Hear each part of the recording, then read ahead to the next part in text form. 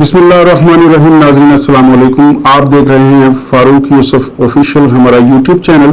और आज हम बात करेंगे करंट सिचुएशन के ऊपर, जो हमारे मुल्क में सियासी इस वक्त अफरा तफरी का आलम है उसके ऊपर। और नाज़रीन, इस व्लॉग में हम बात करेंगे कि किस तरह से अली अमीन गंडापुर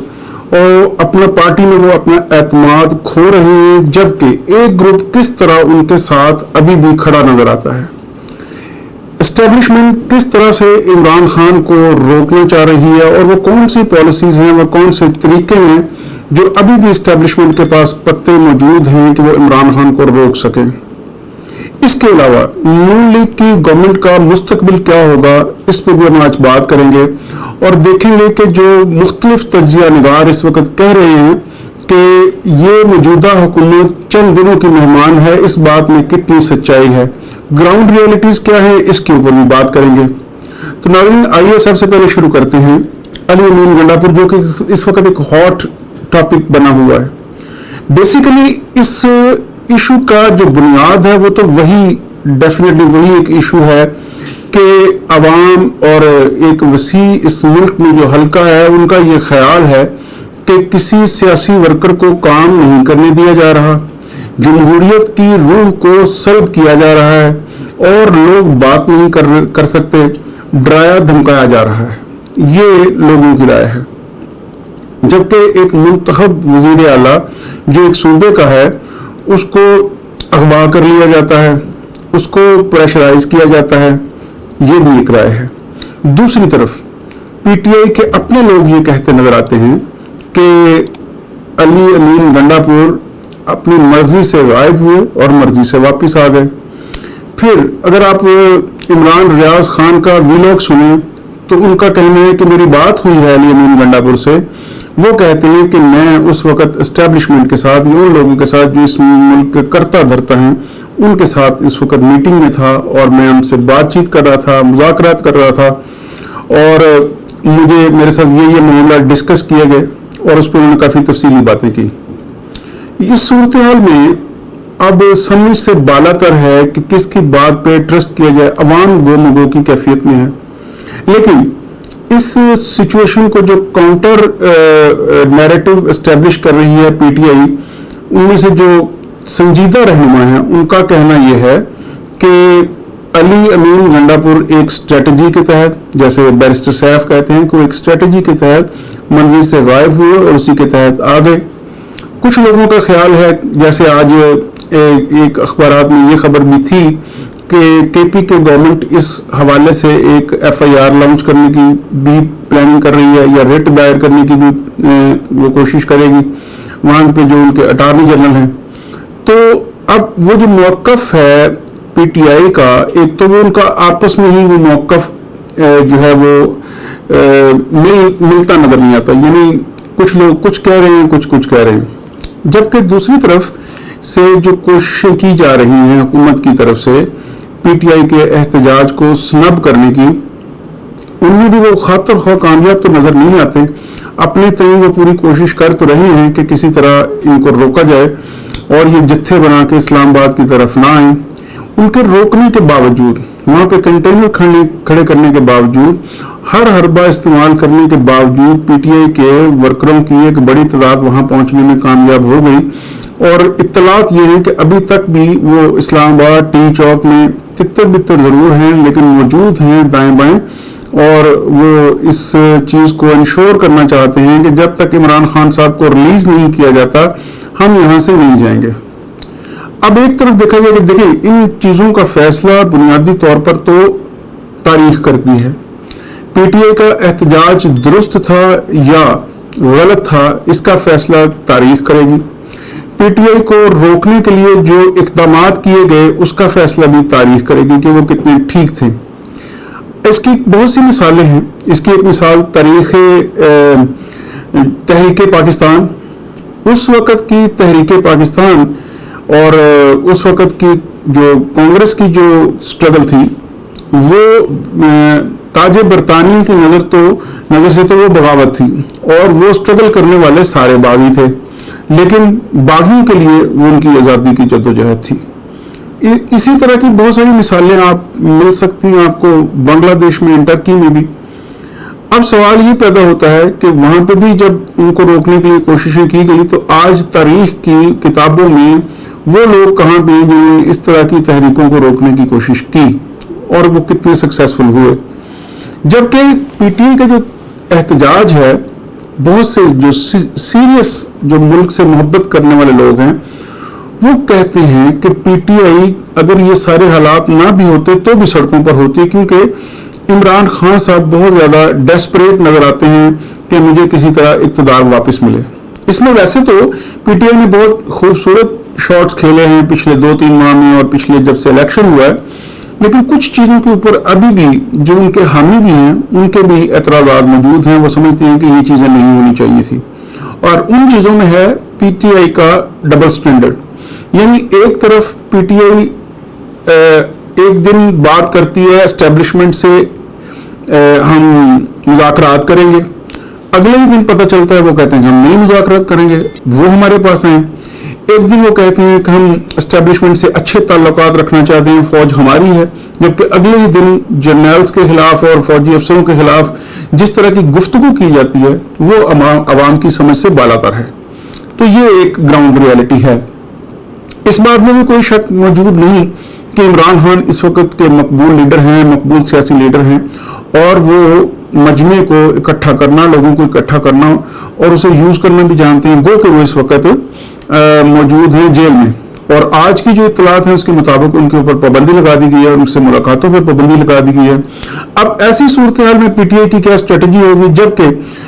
पीटीआई के अपने लोगों के कुछ बयानात में चेयरमैन जो उनके बैरिस्टर गौहर, उनकी पोजीशन को भी काफी कमजोर कर दिया है। होना तो ये चाहिए था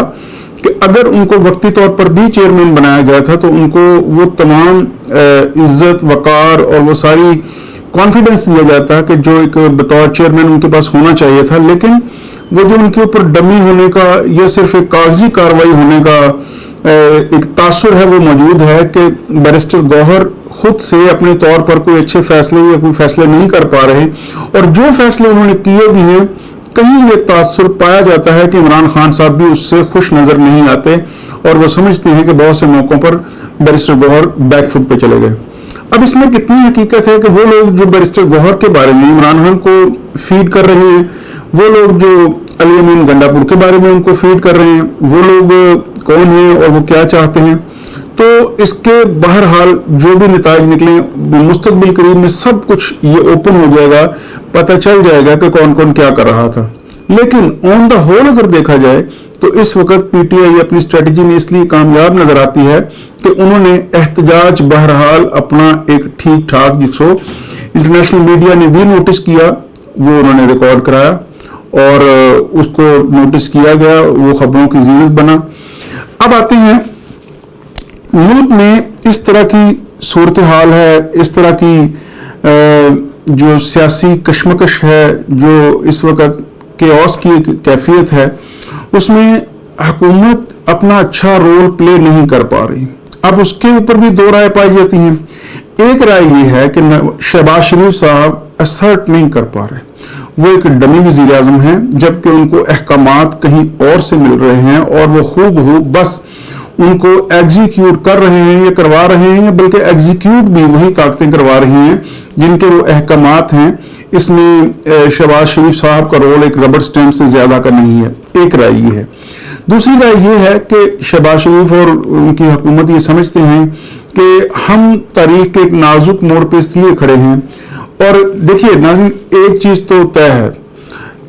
एक चीज वक्त ने साबित कर दी। आप नवाज शरीफ को जितनी मर्जी बुरा भला कहें, आप कहें कि वो एक कमजोर इंसान थे, उनकी पॉलिसीज नहीं थी, बहरहाल ये वक्त ने साबित कर दिया है कि नवाज शरीफ के बगैर नून लीग अपना इफेक्टिव रोल इस मुल्क की सियासत में उस तरह से प्ले नहीं कर सकती जिस तरह का रोल वो मियां मोहम्मद नवाज शरीफ की मौजूदगी में करती है। और मियां मोहम्मद नवाज शरीफ बतौर वजीर आजम, उनकी परफॉर्मेंस शहबाज शरीफ साहब से बहुत अच्छी थी। यानी शहबाज शरीफ कोई अगर तारीफ की जानी चाहिए लाजमन बतौर वज़ीर आला पंजाब के, उन्होंने बहुत से एडमिनिस्ट्रेटिव सूबे बहुत अच्छे चलाए, सूबे को बहुत अच्छा चलाया एडमिनिस्ट्रेटिव हिसाब से, लेकिन वो मरकज़ में जाके बतौर वज़ीर आज़म उतनी अच्छी परफॉर्मेंस नहीं दे सके। उसकी कई वजूहात होंगी, लेकिन जो अब इस वक्त एक रियलिटी है वो तो यही नज़र आती है। अब इस तरह की एक कैओटिक सिचुएशन है मुल्क में, पॉलिटिकल केओस है, और आवाम की समझ से बालातर एक तो ये है कि ये ऊंट किस करवट बैठेगा और आने वाले वक्तों में क्या होने वाला है, जबकि दूसरी तरफ जो चीज़ ज़्यादा तकलीफ दे है, हैरान कुन है, वो ये है कि मौजूदा हुकूमत जो इस कदर कमज़ोर फुटिंग पे खड़ी है और उनके लिए एक ही चीज़ है जो उनको सर्वाइव करने में मदद दे सकती है, वो है डिलीवरी, वो है परफॉर्मेंस। अब परफॉर्मेंस का ये आलम है कि हर आए दिन गवर्नमेंट की हर पॉलिसी के ऊपर उनको जो शदीद एक रिएक्शन मिल रहा है अवाम की तरफ से, वो समझें उनकी जो रही सही साख है उसको भी वो बर्बाद कर रहा है। महंगाई जिस तेजी से बढ़ी है, लोग जिस तरह से परेशान हुए, गो के अखबारात में इस तरह की खबरें आम मिल रही हैं कि जी मुल्क में महंगाई कम हो रही है, बेहतरी आ रही है, बला बला, लेकिन सच ये है कि अवाम की बहुत बड़ी तादाद, हमारे बेहतरीन जहन इस मुल्क से और बहुत सारे लोग अपना पैसा लेके जा रहे हैं, जो कि एक नेगेटिव ट्रेंड है जिसे इफेक्टिवली फौरन रोकने की जरूरत है, और उसके लिए बहुत सारे अच्छे काउंटर मेजर्स लेने की जरूरत है ताकि उनको यहाँ फैसिलिटेट किया जाए और वो यहाँ रुके। ना सिर्फ वो रुके बल्कि बाहर के मुल्कों से भी इन्वेस्टर यहाँ पे आके इन्वेस्ट करें। जो हमारे सनती यूनिट हैं बंद हो गए, गवर्नमेंट वन वे और दादर उनको सपोर्ट करे, उसके लिए जो भी करना पड़े ताकि यहाँ पे इंडस्ट्री चले, काम चले, हमारे पास कोई चीज़ तो हो एक्सपोर्ट करने के लिए, वो भी कुछ नजर नहीं आता। जबकि इदारों में जो बेहतरी की बात अगर करें तो इदारों में भी कोई बेहतरी नजर नहीं आती। यानी इंफ्रास्ट्रक्चर इस तरह से ज़मीन बोस हो चुका है कि करप्शन का बाजार गर्म है, करप्शन आम है, इतने बड़े स्कैंडल सामने आ रहे हैं जिनकी मिसाल नहीं मिलती। और अभी तो ये इनकी अपनी हुकूमत है, उन स्कैंडल्स का जब कच्चा चटा खुलेगा, जब ये हुकूमत जाएगी तो तब देखने में मिलेगा। अब उस सूरत हाल में जब ये हुकूमत चली जाती है और किसी भी तरह पाकिस्तान पीपल्स पार्टी या पाकिस्तान तहरीक इंसाफ इक़्तिदार में आते हैं नियर फ्यूचर में या लेट फ्यूचर में, तो उस सूरत हाल में जो दो जाने वाले चीफ ऑफ आर्मी स्टाफ्स होंगे उनका मुस्तकबिल क्या होगा, क्योंकि आर्मी में इस वक्त की जो एस्टेब्लिशमेंट है उन्होंने एक नया ट्रेंड भी इंट्रोड्यूस करवा दिया है। वो ये कि जो उनके अभी रिटायर होने वाले लोग हैं उनको कटहरे में लाया जा रहा है और उनको कटहरे में उन अमालों के लिए, उन मामलात के लिए लाया जा रहा है जो उन्होंने पिछली हुकूमत के साथ मिलकर किए या उनके लिए किए। और अगर ये सूरत हाल बनती है तो फिर इसका मतलब है एक रास्ता खोल दिया गया है कि आने वाले वक्तों में भी ये मुमकिनात होंगी कि जो आने वाली हुकूमत होगी, जो आने वाली एस्टेब्लिशमेंट होगी, वो आज की एस्टेब्लिशमेंट या आज की जो उनके हाई अप्स हैं उनका एहतसाब कर सके, जो कि बात तो अच्छी है। लेकिन अगर इस एहतसाब में वही सियासतदानों वाली दुश्मनी की, मुखालफत की, बेजा मुखालफत की अगर कोई पहलू निकलता है तो उससे हमारे फौज जैसे मजबूत इदारे को जो नुकसान पहुंचेगा वो नाकाबिले तलाफी होगा। अब जैसे अर्ज किया कि मुल्क में वैसे ही हालात खराब हैं, बहुत से अवाम परेशान है, महंगाई बेतहाशा है, बेरोजगारी बहुत ज्यादा है और लोगों को रोटी के लाले पड़े हुए हैं। ऐसी सूरत हाल में हमारी हुकूमत जिसको परफॉर्म करना चाहिए वो परफॉर्म करने के बजाय आज की एक हेडलाइन है अखबारात में कि गवर्नमेंट ने अपने जो कर्जे थे $3.2 अरब के गैर मुल्की कर्जे उनको रीशेड्यूल कर लिया और उनको 1 साल का टाइम ले लिए, जिस पे खुशी का इजहार किया जा रहा है। और उसमें वो सऊदी अरब के जो $1.2 अरब का जो तेल के मद में उनको फैसिलिटेट हुकूमत को किया जाएगा, तो इस पे हुकूमती हलकों में खुशी का इजहार किया जा रहा है कि इसमें इकॉनमी में बेहतरी आएगी। सवाल ये है कि नंबर 1 कि ये जो कर्जे आएंगे, ये जो उनको रिलैक्सेशन मिली है ये 1 साल की है, तो क्या हुकूमत के पास ऐसा कोई प्लान है कि वो 1 साल बाद इन चीज़ों को कैसे देखेंगे, या इस 1 साल में इन कर्जों से निजात हासिल कर लेंगे? और अगर निजात नहीं हासिल करते तो अगली सिचुएशन क्या होगी? क्या एक और फर्दर उनको एक्सटेंशन के लिए IMF से बात करना पड़ेगी? इस दौरान जो कर्जे मिलेंगे वो कहाँ पे इस्तेमाल होंगे? और उससे क्या मईशत इतनी तगड़ी, इतनी मजबूत हो जाएगी कि आसानी से हम उनको वो जो उनके कर्जे 1 साल बाद वो वापस करने की पोजीशन में हो जाएं? और अगर नहीं होते तो जाहिर है उसका जो अभी वजन आएगा वो भी आवाम के ऊपर आएगा। اب اس ملک کی عوام نہ صرف یہ کہ حکومت کو چلانے کے پیسے دے رہی ہے ٹیکسز کی مد میں، وہ جو پرانے قرضے لیے گئے ہیں ان کو واپسی کے لیے بھی ٹیکسز دے رہی ہے، وہ اس حکومت کے للے تللے اور ان کی جو فیسلٹیز ہیں ان کو بھی فلفل کرنے کے لیے عوام پیسے دے رہی ہے، اور اس کے عوض، ان پیسے دینے کے عوض، ان تمام فضولیات کے عوض عوام کی جو زندگی ہے وہ اجیرن ہے، سانس لینا ان کے لیے مشکل ہوا ہے اور بے تحاشا سفوکیشن ہے، لوگ خودکشی کی طرف مائل ہیں۔ اب اس صورتحال میں جو موجودہ حکومت کے لیے یعنی بدترین حالات میں اگر بہترین پرفارم کر دیتی ہے حکومت، تو میں سمجھتا ہوں کہ عمران خان کو روکنے کا سب سے آسان اور بہترین طریقہ یہی تھا کہ اس وقت کے حالات میں جس میں ملک میں لوگ سفر کر رہے ہیں، کوئی ایسا اچھی اسٹریٹجی، ایسی پالیسی بنائی جاتی جس سے عوام کو ریلیف ملتا اور عمران خان کا جو دروازہ تھا وہ خود بخود ہی بند ہو جاتا۔ بند تو کیا ہی ہونا تھا، حکومت نے اپنے اقدامات سے لوگوں کو اتنا انوائے کیا ہے، اتنی تکلیف پہنچائی ہے کہ اب عوام، اور پہلے وہ لوگ جو دوسروں کی بات نہیں سنتے تھے، جو صرف نون لیگ اور پیپلز پارٹی کی بات کرتے تھے، وہ لوگوں کی باتیں سن سن کے آہستہ آہستہ ان کا بھی موڈ چینج ہوتا ہوا نظر آتا ہے۔ اور اگر یہ واقعی سچ ہے تو پھر آنے والے الیکشن میں ان دونوں سیاسی پارٹیوں کی صورتحال کیا ہوگی وہ بھی ایک سوال ہے۔ تو یوں کہنا چاہیے کہ اس وقت ہم تاریخ کے ایسے نازک موڑ پہ کھڑے ہیں جہاں سے گو کہ قوموں کی زندگی میں ساری تاریخ ہی اہم ہوتی ہے، لیکن ہم ایسی جگہ پہ آ کے کھڑے ہیں جہاں ہم دوسری قوموں سے صدیوں پیچھے رہ گئے ہیں۔ ایک ریالٹی، ہم آگے ترقی کرنے کے لیے مزید 20 سال ہمیں محنت کرنا پڑے گی، وہ اپنی جگہ پہ ایک حقیقت ہے، اور اس کے بعد بھی اگر کوئی بہتری آتی ہے یا نہیں آتی وہ بھی ایک حقیقت ہے۔ ان تمام چیزوں سے موجودہ حکومت کیسے نپٹے گی